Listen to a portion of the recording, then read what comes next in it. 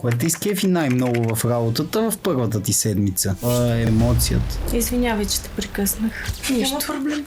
Първата седмица, първия ден, въобще ти ги спомена, шефа, хората, всичко беше окей, но мен не ме изкефи нищо, просто защото тази сфера беше много нова, не бях работила до момента въобще. Видя ми се доста трудно, видя ми се, че не е за мен, както се казва. Колебанията бяха доста сериозни в мен. Колко позиции смени от тогава? Започнах като касиер. След това преминах през кредитен консултант, менеджер и към момента регионален.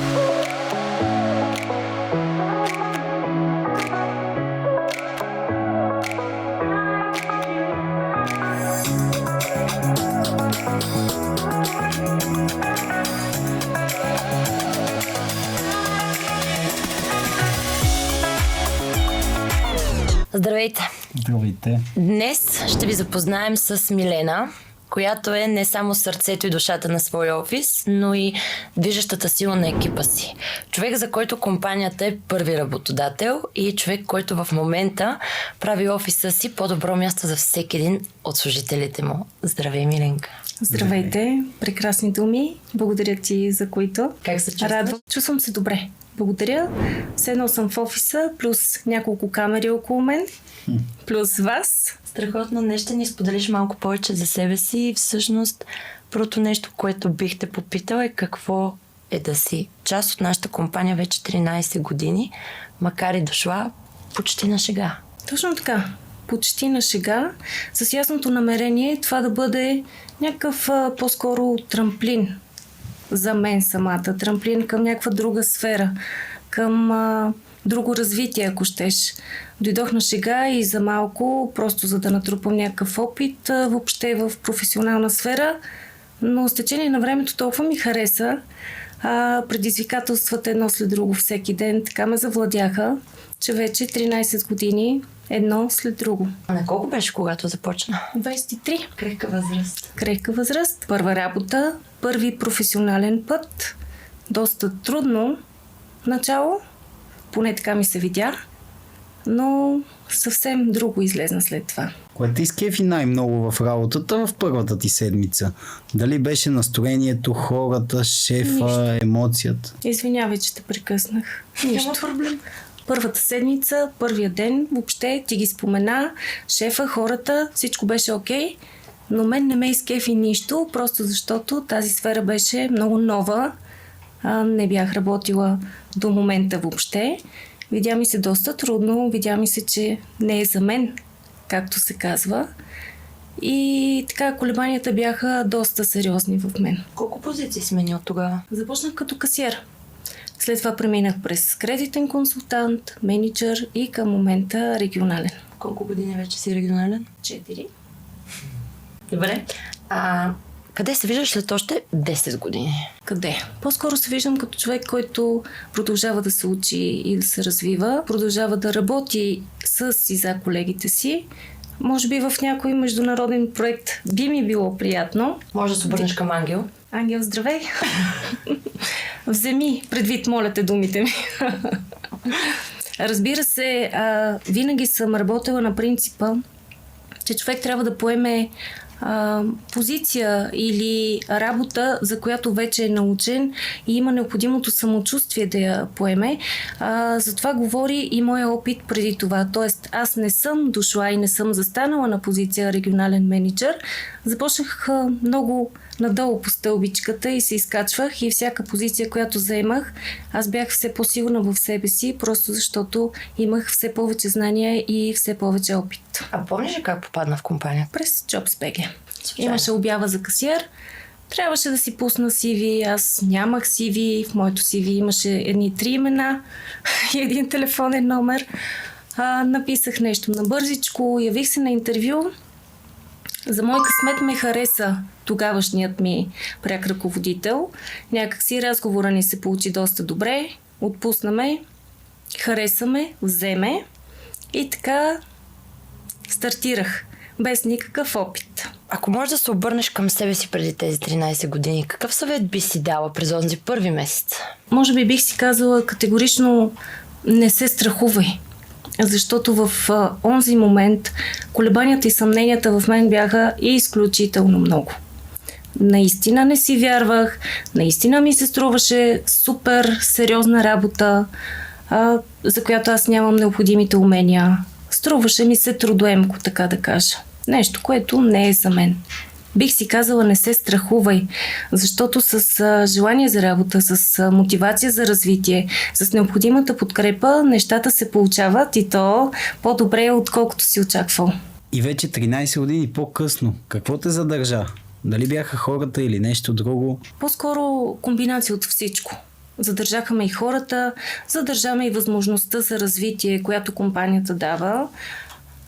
Задържа ме амбицията да покажа, че мога, защото с всеки изминал ден ти се учиш и виждаш, че наистина можеш и повече. Аз съм амбициозен човек и за мен винаги така един състезателен елемент е бил от водещо значение. Искала съм да се докажа. Това също ме задържа. Комбинация от много неща ме задържаха. Просто аз се чувствам добре на работното си място.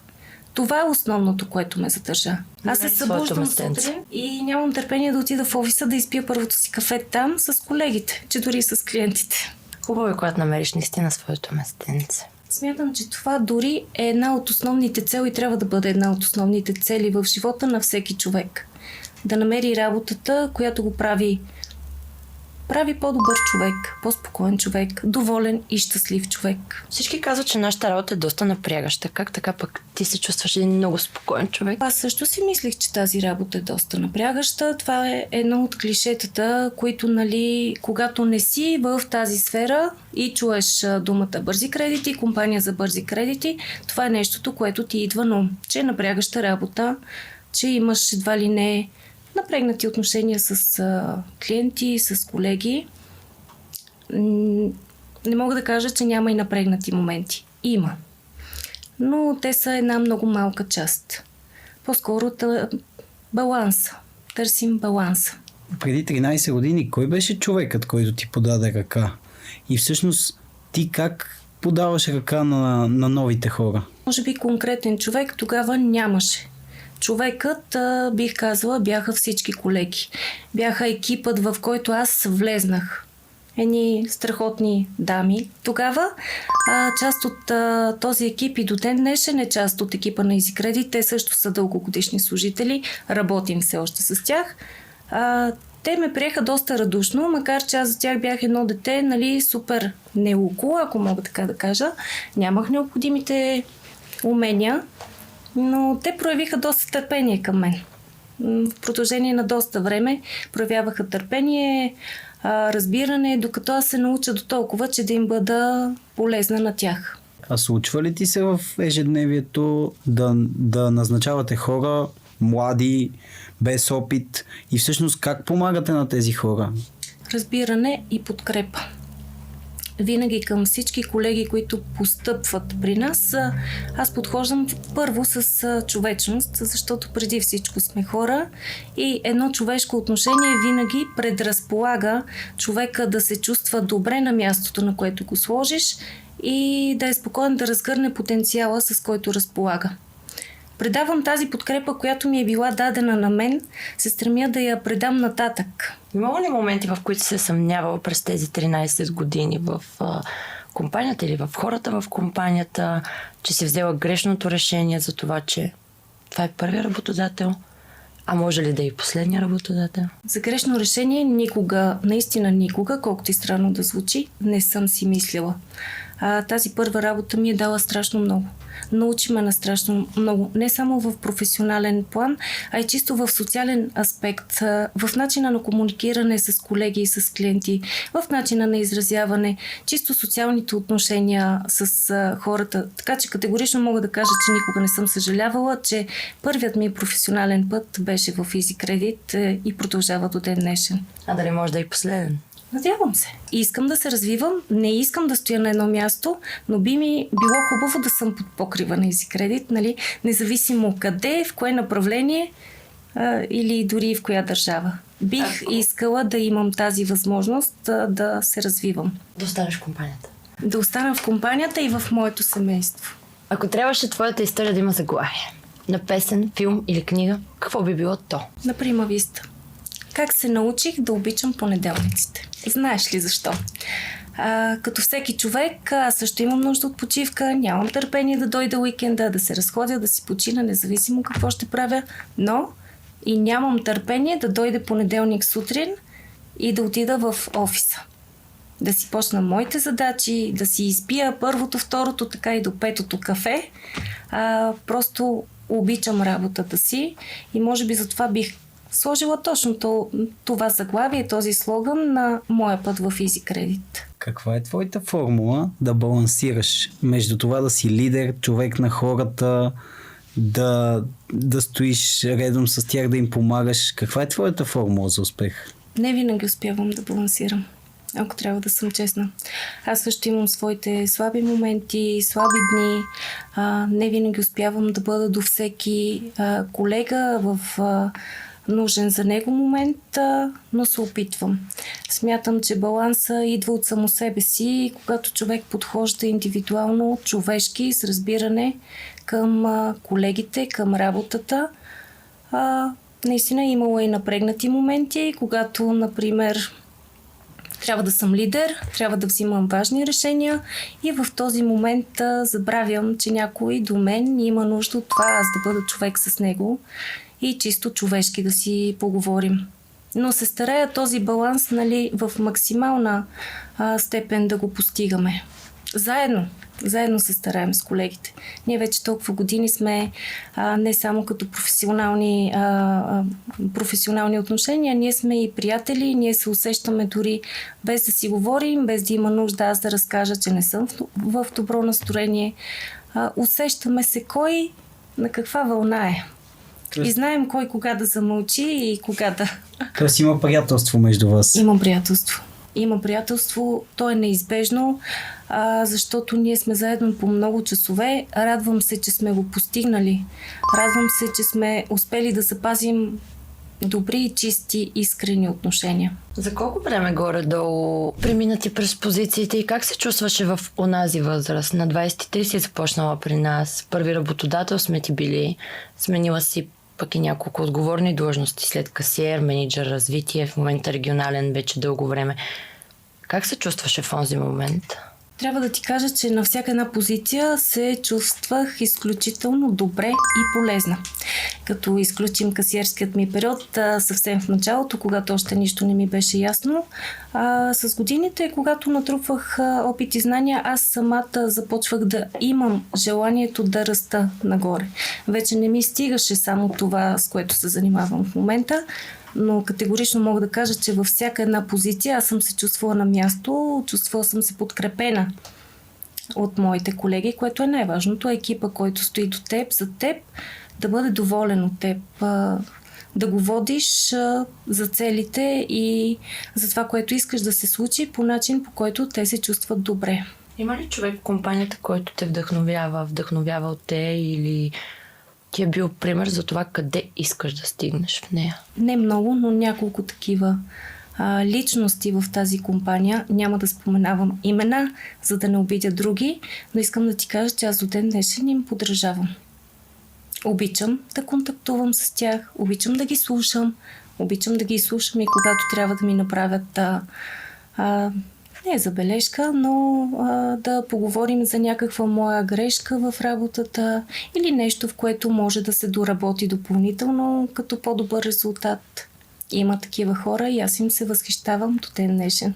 Какво си представяше, когато започна работа при нас и каква е разликата с реалността? Знаеш ли, представях си нещо, което въобще не резонира с истината. Представата ми беше категорично за някаква скучна, еднообразна работа. Всеки ден вършиш едно и също, чуваш там някакви клиенти, разбираш се с тях, общо взето бумащините, хартия тогава, договори и така нататък. Въобще се оказа много различна истината. Оказа се, че не работиш просто с клиенти и колеги, си имаш работа с различни човешки съдби абсолютно всеки ден. И вършиш нещо, колкото и да е еднотипно, вършиш нещо различно всеки ден и всеки ден ново предизвикателство стои пред теб. Чувствува ли си се подценявана някога заради годините, на които си застъпила поне на ръководните ти позиции, като менеджер развитие регионален, била си по-млада? Има ли колеги, които са подценявали възможностите ти? Трябва да ви кажа, че имах късмета това да не ми се случи. И отново ще се върна тук на моя опит и начина, по който аз заемах тези длъжности. Ставах регионален или менеджер в момент, в който аз бях подготвена вече. Имах опита, имах знанията необходими за това и слава Богу на този респект и това доказване пред колегите не ми се случи някой да ме подценява или да изпитва съмнения, че аз бих се справила с този ангажимент, който поемам на тази длъжност конкретна. Имах абсолютно подкрепата и уважението на колегите си и колкото и нескромно да звучи, смятам заслужени. Със сигурност е така. Усещала ли си някога, че имаш възможност за развитие дори в малкия град? Знаеш ли? Да, наистина аз работя в малък град, но компанията, в която работя, е доста мащабна и по-скоро развитието и възможността за развитие са ми дадени от компанията и нейните мащаби. Тоест, моя малък град въобще никога не е бил пречка за това да се развивам и да се разраствам в моята професия. Според една от последните ни статистики, всъщност 39% от хората в компанията са като теб и сме текен първи работодател. Ти би ли дала съвет на хора, които имат притеснение на крехка възраст да започнат работа при нас? Категорично. Категорично бих дала и давам такъв съвет. И когато срещу мен срещна съмнение в някого, аз правя всичко възможно, за да го разсея и да дам нужната смелост човека да направи първата крачка, защото всичко зависи от първата крачка. Направиш ли я, след това виждаш, че всичко е много по-лесно. Виждаш, че с желание за работа се постигат нещата и не е толкова трудно да се развиваш в тази сфера. Давам съвет да скочат, както се казва в неизвестното. Да опитат. И разбира се, обещавам, че моята ръка ще е плътно до тяхната. А някога изпитва ли си притеснение като жена? И тук говорим, може би пак от статистическа гледна точка. Голям процент от компанията ни в момента са жени. От около 70% от компанията ни са жени. Компанията няма проблем да работи с нас, но ти изпитвал ли си някога страх, притеснение от това, че си жена и няма да се справиш? Компанията не само, че няма проблем, компанията би трябвало да е супер доволна от себе си, че е избрала жени в по-голямата част да работят, защото аз лично смятам, че да не прозвучи обидно към мъжката част, жените сме доста по-отговорни и можем да поемаме по-широк обем от работа, отколкото мъжете. Аз лично не съм изпитвала абсолютно никакви притеснения, защото смятам, че човек, независимо дали е мъж или жена, той носи в себе си своите качества и няма проблем да ги покаже и да се докаже, стига да го може. Независимо дали съм жена или мъж. Кое е най-трудното от работата в твой офис или като цяло с другите поколения, различните поколения? Знаеш ли, за мен винаги е било богатство да работя с различни поколения. Не съм търсила никога таргет от някакви по-млади или само по-възрастни служители. Аз винаги съм се учила от различните поколения, защото всеки има свой способ на работа. По-възрастните работят по един начин, решават проблемите по един начин, имат една комуникация и човек винаги има какво да си вземе от тях. Има на какво и да ги научи, разбира се. И когато този обмен на информация е взаимен, сме си били полезни. Обичам да работя и с млади, и с по-възрастни. Смятам, че успявам, но смятам, че човек може да си вземе от всеки го по нещо, независимо в какъв диапазон са неговите години. Според теб има ли значение позицията и каква е тежестта на позицията в нашата компания? Има значение на каква позиция си, до толкова, доколкото са големи амбициите ти и до там, че човек се чувства добре до едно положение на една позиция. Ако имаш по-високи амбиции и си човек, който иска да се развива, разбира се, че искаш и да растеш. Относно различните позиции, смятам, че човек може да се докаже и да се чувства добре във всяка позиция, стига спецификата на работа да е неговата. Целите, които се поставят, да са по силите му, да са по желанието му по-скоро. Човек да има желание да го направи и да се чувства добре в този си хабитат. Благодарим ти, Миленка. Беше чудесно да си поговорим. И аз ви благодаря. Ще се видим в следващия епизод, където ще срещнем още един от различните ни лидери, който има да сподели с нас какво е началото в нашата компания. До скоро!